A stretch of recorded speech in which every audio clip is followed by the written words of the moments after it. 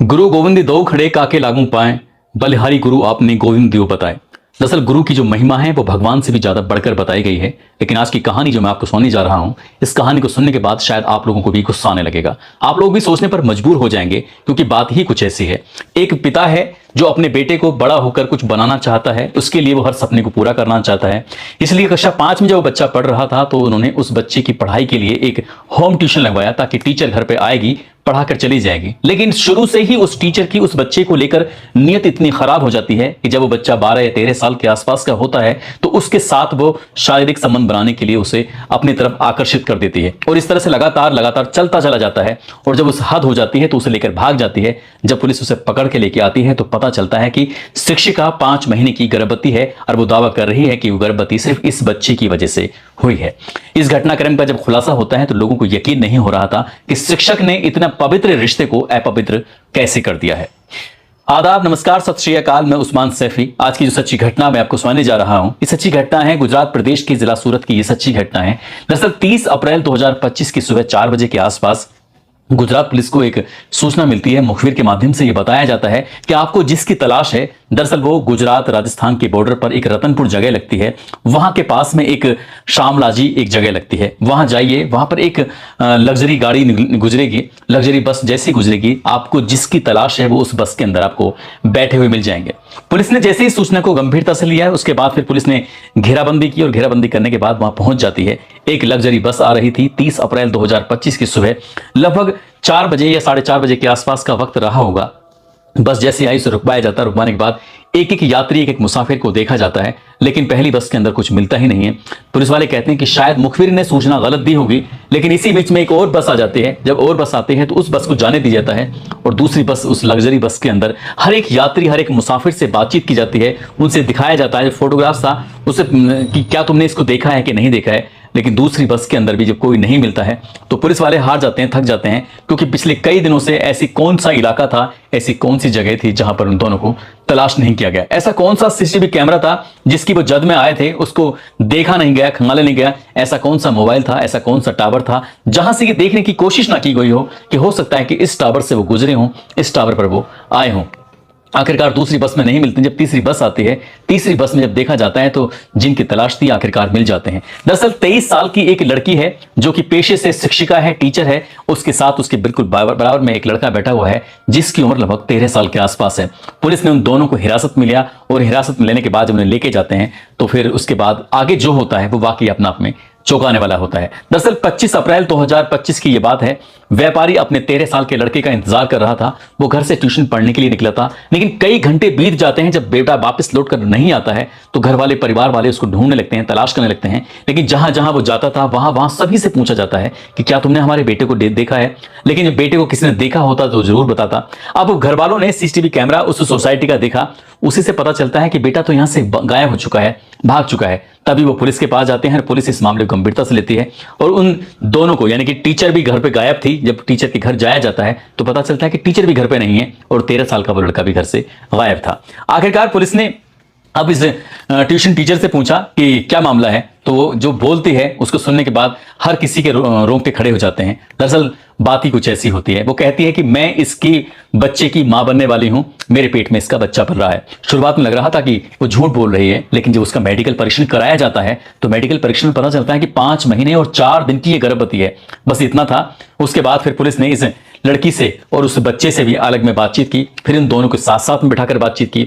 जो बात सामने आती है उसको सुनने के बाद हैरानी होती है। दरअसल जब लड़का कक्षा 5 में पढ़ रहा था तो ये लड़की भी उसी सोसाइटी में रहती है, और वो लड़का भी उसी सोसाइटी में रहता है। तो परिवार वालों को एक ट्यूशन टीचर की जरूरत थी, और इसके लिए किसी ने बताया कि आपके पास में एक लड़की रहती है, आप उससे ट्यूशन क्यों नहीं पढ़वाते हो। अब जब इस लड़के को ट्यूशन के लिए इस टीचर को ढूंढा जाता है, वो घर पे आने लगती है, पढ़ाने लगती है। अब जैसे जैसे वक्त आगे बढ़ रहा था वैसे वैसे बच्चों की तादाद भी बढ़ने लगती है, यानी कि अब इसके घर में और कई बच्चों के भी ट्यूशन लग जाते हैं। तभी इस लेडी शिक्षक ने कहा कि मैं इस बच्चे को यहाँ नहीं पढ़ा सकती, अगर आपको कोई एतराज ना हो तो क्या मैं इसे अपने घर पे ले जाऊं, क्योंकि बाकी और बच्चे भी आते हैं और वो सब बच्चे इसके साथ ही हैं। सोसाइटी का मामला था। इसलिए परिवार वालों ने कहा कि हमें कोई ऐतराज नहीं है, आप इसे घर पे बुला सकती हो, वहीं इसे आराम से पढ़ा सकती हो। टीचर ने अब उस लड़के को अपने घर पे बुलाना शुरू कर दिया। धीरे धीरे करके वक्त आगे बढ़ रहा था। उसने 5वीं, 6वीं, 7वीं, 8वीं तक जब वो पहुंच जाता है, इसी तरह से शुरुआत में बच्चे बढ़ने लगते हैं और एक वक्त ऐसा आता है कि जब कोई भी बच्चा अब ट्यूशन के लिए था ही नहीं, अब था तो सिर्फ वो ही लड़का था जो उस मैडम के घर पे ट्यूशन पढ़ने के लिए जाया करता था। जब जब उस मैडम को मौका मिलता था तब तब उस लड़के पर वो डोरे डालती थी, तब तब वो उसे अपनी तरफ आकर्षित करती थी और वो उसे इतना आकर्षित कर लेती है कि उसके साथ वो गलत काम करवाने लगती है। उसे मिलकर वो उसे अपने कमरे में बंद करना और बंद करने के बाद उसके साथ शारीरिक संबंध बनाना, जब भी मौका मिलता था तब तब वो ऐसा करती थी। और इसी तरह से करते करते वक्त आगे बढ़ने लगता है। इधर जो लड़की है उसकी उम्र बढ़ रही है, यानी कि लगभग 23 साल के आसपास की वो हो चुकी है। घर वाले कह रहे हैं कि तुम शादी क्यों नहीं कर लेती हो, अब तुम्हारी शादी की उम्र भी हो रही है। लेकिन लड़की साफ साफ इनकार कर देती है, टीचर, कि मैं शादी नहीं करने वाली हूं। जो उसके मन में था, जो उसके पता था, वो किसी को बताना नहीं चाहती थी। उधर लड़के का मन अब पढ़ाई से हटने लगा था, इसलिए घर वालों ने कहा कि अब तुम वहां से ट्यूशन छोड़ दो, तुम्हारा ट्यूशन कहीं दूसरी जगह लगवा दी जाएगा। लेकिन लड़का कहता है कि मैं तो वहीं ट्यूशन पढ़ने के लिए जाऊंगा। अब मैडम ने उस पर कुछ इस तरह से जादू कर दिया था कि वो मैडम को छोड़ना ही नहीं चाहता था। अब मौका पाते ही उस मैडम के पास चला जाया करता था। अब लड़की के, चाहे वो टीचर के घर वाले हों या फिर लड़के के घर वाले, वो नहीं चाहते थे कि दोनों आपस में मिलें, इनसे आपस में बातचीत करें और इस तरह से उनकी नजदीकियां बढ़ें।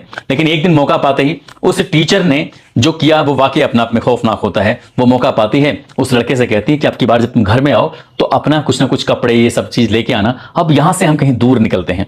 जब दूर निकलने की पूरी प्लानिंग कर ली जाती है, लड़का अपने घर से कुछ कपड़े, जो भी जरूरत होती है ट्रैवलिंग में, वो सब सामान लेके आ जाता है। अब यहां से इस टीचर ने वीआर मॉल से कुछ खरीदारी की, लड़के के लिए नए कपड़े बनवाए, जूते उससे दिलवाए, अपने लिए बैग लिया, सूटकेस लिया। इस तरह से वो सामान लेकर और 25 अप्रैल 2025 को मौका पाते ही घर से निकल जाते हैं, घर से भाग जाते हैं। अब यहां से निकलने के बाद वो सीधा सूरत के रेलवे स्टेशन पहुंचते हैं। वहां जाने के बाद इंतजार कर रहे थे कि कब रेलगाड़ी आएगी और कब वो किस दिशा में जाएंगे। घंटों तक सोचते रहते हैं, लेकिन रेलगाड़ी आती जरूर है, उसके अंदर बैठते नहीं है। रेलगाड़ी चली जाती है, यहां से निकलते हैं। टीचर ने कहा कि अगर यहां से ट्रेन से जाते हैं तो जरूर पकड़े जाएंगे, इसलिए हम रास्ता बदल देते हैं और बस पकड़ते हैं। अब ये बस पकड़ते हैं बड़ोदरा की बस पकड़ने के बाद एक होटल में जाते हैं और होटल वाले से बताते हैं कि हम दोनों बहन भाई हैं। जबकि वो अंदर कमरे में जाते ही ऐसा रूप अपना अख्तियार कर लेते हैं जैसे पति और पत्नी होते हैं। दोनों एक दूसरे के साथ फिजिकल रिलेशन बनाते हैं, शारीरिक संबंध बनाते हैं। पूरी रात वो ऐसे रहते हैं जैसे पति और पत्नी की तरह, क्योंकि वहां आप कोई रोकने वाला नहीं था, वहां आप कोई टोकने वाले नहीं था। अब इसके बाद यहां से फिर अहमदाबाद की तरफ जाते हैं और अहमदाबाद में एक जगह लगती है काकरिया झील, वहां पर काफी अच्छा सा वक्त बिताते हैं। और वक्त बिताने के बाद यहां से दिल्ली, दिल्ली से वृंदावन, वृंदावन से जयपुर, इस तरह से लगभग 2203 किलोमीटर का ये सफर तय करते हैं। और लगातार सफर तय कर रहे थे, वक्त आगे बढ़ता जा रहा था और पैसे खत्म होते जा रहे थे। जब ये जयपुर में पहुंचते हैं तब लड़की ने, यानी कि टीचर ने कोशिश की कि क्यों ना कोई नौकरी तलाश कर ली जाए, कोई जॉब ढूंढ ली जाए। यदि जॉब मिल जाएगी तो हो सकता है कि अब पैसे जो कम पड़ रहे हैं, पैसों की भी जरूरत पूरी हो सकती है। लेकिन नई जगह थी, नए लोग थे, वहां एकदम से काम मिल नहीं पा रहा था। इसलिए उन्होंने प्लान बनाया कि क्यों ना यहां से अब निकलकर वापस चलते हैं अहमदाबाद जब वापस जा रहे थे, इसके लिए इन्होंने राजस्थान गुजरात बॉर्डर के पास ही पकड़े जाते हैं। और पकड़े जाने की जो वजह बताई जाती है वो वजह कुछ इस तरह से होती है कि इन्होंने, लड़की जो टीचर होती है उसने अपना जो सिम कार्ड था वो तो अपने हटा दिया था, लेकिन उसने नया सिम कार्ड लिया था और नया सिम कार्ड अपने पुराने मोबाइल में ही डाल दिया था। जब उसका मोबाइल सर्विलांस पे लगाया जाता है तो ईएमआई की मदद से उसकी लोकेशन लगातार मिल रही थी। पुलिस उसके पीछे पड़ी थी, लेकिन जहां जहां जाते थे वो पुलिस से पहले ही निकल जाया करते थे। कोई एक जगह, स्थायी जगह पर वो नहीं रुक रहे थे।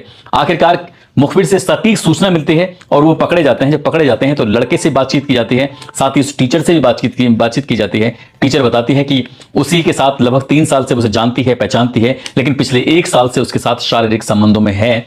और यही बात जब लड़के से पूछी जाती है तो लड़के ने भी ये बात स्वीकार कर ली, एक्सेप्ट कर ली। उनकी बातचीत से ऐसा लग रहा था जैसे कि कोई जबरदस्ती नहीं है, कोई जिद नहीं है और किसी ने कोई उन्हें फोर्स नहीं किया है। वो अपनी मर्जी से एक दूसरे के साथ थे। लेकिन उम्र 18 साल उस लड़के की पूरी नहीं हुई थी और कानून इस बात की कोई इजाजत देता नहीं है। पहले जो मुकदमा दर्ज हुआ था वो अपहरण की धाराओं में दर्ज हुआ था और बाद में कुछ धाराएं इसमें बढ़ा दी जाती हैं। बीएनएस की धारा 137(2) के तहत मुकदमा दर्ज कर लिया जाता है। साथ ही पोक्सो एक्ट 4812 इस धारा में मुकदमा दर्ज करने के बाद पुलिस इस मामले की जांच पड़ताल में जुट जाती है। अभी इस बात को लेकर सवाल खड़े हुए हैं कि क्या वाकई उसके पेट में जो 5 महीने का गर्भ है, क्या वो 13 साल के लड़के का ही है या किसी और का है। इसके लिए डीएनए सैंपल भेजा जाता है और डीएनए सैंपल की रिपोर्ट का इंतजार किया जा रहा है ताकि इस बात की तस्दीक हो सके कि बच्चा इसी का है या नहीं है।